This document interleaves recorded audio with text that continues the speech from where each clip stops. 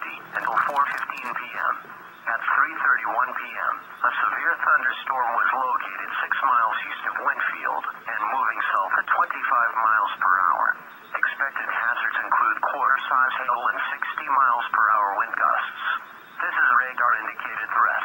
The following impacts are expected. Minor hail damage to vehicles, roofs, and windows can be expected. Minor tree damage, with limbs up to 1 inch in diameter broken. Locations impacted include St. Paul, Lake St. Louis, O'Fallon, St. Charles, St. Peters, Dardine Prairie, Cottleville, Weldon Spring, Orchard Farms, Harvester,